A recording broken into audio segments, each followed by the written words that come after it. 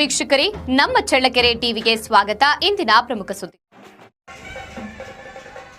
ಬುಡಕಟ್ಟು ಜನ ಸೇರಿದಂತೆ ಲಕ್ಷಾಂತರ ಜನರ ಆರಾಧ್ಯ ದೈವ ಶ್ರೀ ಗುರು ತಿಪ್ಪೇರುದ್ರ ಸ್ವಾಮಿ ಹೊರಮಠದಲ್ಲಿ ಸೋಮವಾರ ವಾರ್ಷಿಕ ಗುಗ್ಗರಿ ಹಬ್ಬವನ್ನು ಸಂಭ್ರಮ ಸಡಗರದಿಂದ ಆಚರಿಸಲಾಯಿತು. ಇದೇ ವೇಳೆ ಶ್ರೀ ಗುರು ತಿಪ್ಪೇರುದ್ರ ಸ್ವಾಮಿ ದೇವಸ್ಥಾನದ ಕಾರ್ಯನಿರ್ವಹಣಾಧಿಕಾರಿ ಎಚ್ ಗಂಗಾಧರಪ್ಪ ಮಾತನಾಡಿದರು.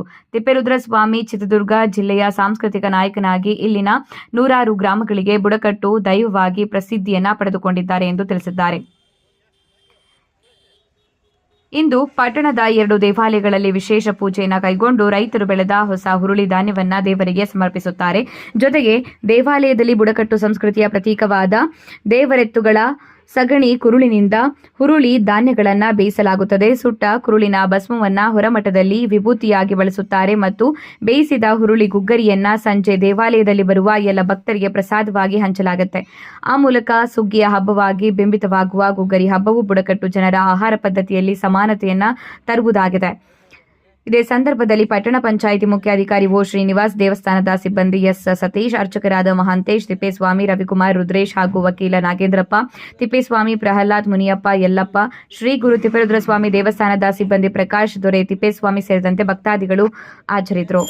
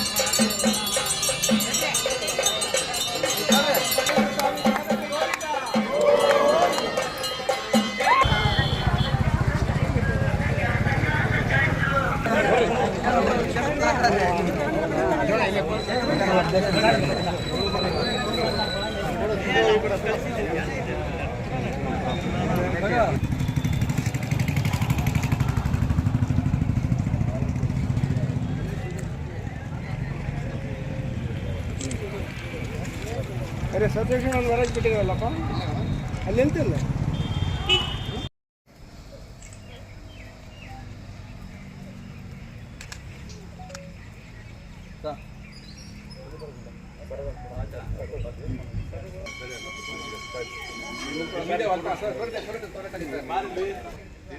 ಶ್ರೀ ಗುರು ತಿಪ್ಪೇರುದ್ರ ಸ್ವಾಮಿ ನಮಃ.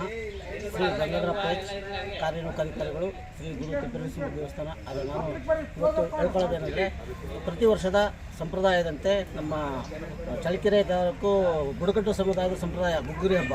ಈ ಗುಗ್ಗರಿ ಹಬ್ಬ ಸಂಪ್ರದಾಯದಂತೆ ಗುಗ್ಗರಿ ಹಬ್ಬ ಸಂಪ್ರದಾಯ ಯಾಕೆ ಮಾಡಿದ್ದಾರೆ ಅಂದರೆ, ಈ ಬೇಸಿಗೆ ಸ್ಟಾರ್ಟ್ ಆಗ್ತದೆ.